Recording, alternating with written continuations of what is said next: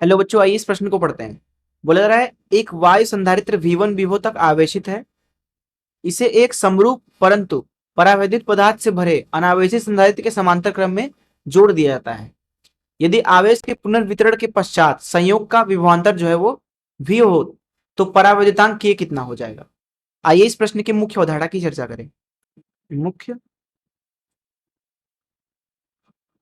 अवधारणा, चलिए मान लीजिए आपके पास में दो संधारित्र हैं। इस तरीके से ये पहला संधारित्र है जिसकी धारिता C1 है और ये दूसरा संधारित्र है जिसकी धारिता C2 है। इसके परितः विभवांतर मान लीजिए V1 है और इसके परितः V2 है। तो जब आप समांतर क्रम में जोड़ते हो इस तरीके से तो दोनों के परितः जो विभव होता है, विभवांतर होता है, वो बराबर होता है।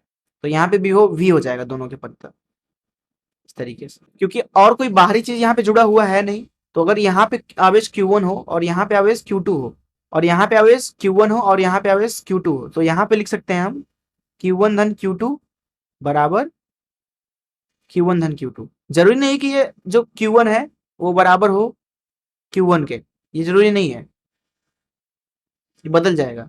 लेकिन योग जो है वो नियत रहेगा क्योंकि आवेश संरक्षित होगा। और किसी एक संधारित्र जैसे C1 के लिए लिख सकते हैं Q1 बराबर C1 V1। इसी तरीके से हम C2 के लिए लिख सकते हैं Q2 बराबर C2 V2।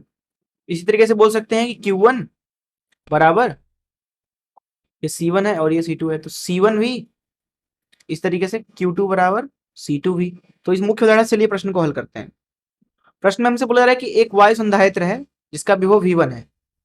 तो मान लीजिए ये हमारा एक वायु संधारित्र है, इस तरीके से इसकी धारिता C मान लीजिए और ये V1 विभव तक आवेशित है। अगर प्लेटों का क्षेत्रफल A है, प्लेटों के बीच की दूरी D है, तो यहाँ पे हम सूत्र का इस्तेमाल करेंगे धारिता के लिए C बराबर एप्सिलॉन नॉट A भागे D का। अगर प्लेटों के बीच में हवा है तो, अगर प्लेटों के बीच में K माध्यम है तो उस अवस्था में जो धारिता होता है उसको लिखा जाता है K Guna epsilon not A भागे D का। इस तरीके से इसको C डैश बोल देते हैं। प्रश्न को और आगे पढ़ते हैं। बोला जा रहा है एक समरूप परंतु पराविद्युत से भरा अनावेशित संधारित्र। तो एक और संधारित्र ले लेते हैं इस तरीके से। इस पे कोई आवेश नहीं है, ना तो इसका कोई विभवांतर होगा, इसलिए इसकी धारिता जो है वो C डैश है क्योंकि यहाँ K भरा हुआ है इस तरीके से, क्योंकि दोनों ही सममित हैं। इसका भी प्लेट क्षेत्रफल A है, दूरी जो है प्लेटों के बीच में D है, इसलिए इसकी धारिता C डैश हो जाएगी जो यहाँ पे लिखी गई है। प्रश्न में हमसे क्या बोला जा रहा है, इनको समांतर क्रम में जोड़ देते हैं। ठीक है, यहाँ पे मान लीजिए आवेश Q है तो यहाँ समांतर क्रम में जोड़ते हैं इनको इस तरीके से हो गया। यहाँ पे आवेश अभी Q है, यहाँ ऋण Q है और यहाँ प्लेटों के बीच में K माध्यम भरा हुआ है। इसकी धारिता C है, इसकी धारिता C डैश है। जैसे ही आप इसको बंद करोगे दोनों का विभव बराबर हो जाएगा, क्योंकि जो ये C डैश अभी ना तो उसका कोई विभव है ना तो उसके ऊपर कोई आवेश है।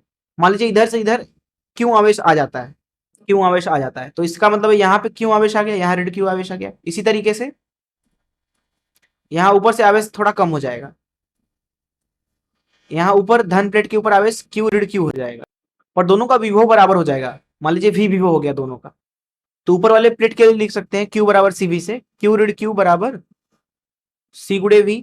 नीचे वाले प्लेट के लिए लिखेंगे Q बराबर CV से Q बराबर C डैश V। प्रश्न बोला जा रहा है कि आवेश के पुनर्वितरण के पश्चात जो संयोग का विभवांतर है वो V है, अर्थात जो ये V है वो हमें पता है, तो V को हमने V के रूप में ही लिख लिया है। और इसके पहले जो विभव था वायु संधारित्र का वो V1 था, अर्थात जब ये जुड़े नहीं थे स्थिति ऐसी थी, मतलब आवेश यहाँ Q है, यहाँ ऋण Q है, इसकी धारिता C है, तो इसका विभवांतर हमें दिया गया है, V1 बोला गया है। तो यहां से लिख सकते हैं Q का मान Q बराबर कितना, CV1। इसको यहाँ पे रख सकते हैं। देखिए हम क्या करते हैं कि समीकरण इसको 1 बोल देते हैं और इसको 2 बोल देते हैं और इसको समीकरण 3 बोल देते हैं, इसको समीकरण 4 बोल देते हैं, इसको समीकरण 5 बोल देते हैं। तो इन पांचों समीकरण से हम यहाँ पे लिखेंगे। देखिए समीकरण 1 में पहले समीकरण 2 से छोटे Q का मान रखते हैं, तो यहाँ है Q ऋण छोटा Q कितना है C डैश V, तो C डैश V लिख दिया बराबर किसके है CV के बराबर। अब इसमें हम क्या करते हैं, समीकरण 3 से Q का मान रख देते हैं जो कि है CV1 यहां लिख देंगे सी V1 read C dash V बराबर CV। अब देखिए अगर आप यहाँ पे ध्यान से देखें तो जो C डैश है वो दरअसल कुछ और नहीं बल्कि KC के बराबर है, तो इसको उठा के हम डाल देते हैं यहाँ पे, तो यहाँ मिलेगा CV1 रीड के C डैश की जगह पे क्या रख दिया KC गुणे V है बराबर CV। दोनों तरफ से C कट गया, C हमें K का मान पूछा गया था, तो ये आ गया V1 रीड V भागे V, किसका मान K का मान। यही हो जाएगा इस प्रश्न का उत्तर। मैं आशा करता हूं कि आपको इस प्रश्न का हल जरूर समझ में आया होगा।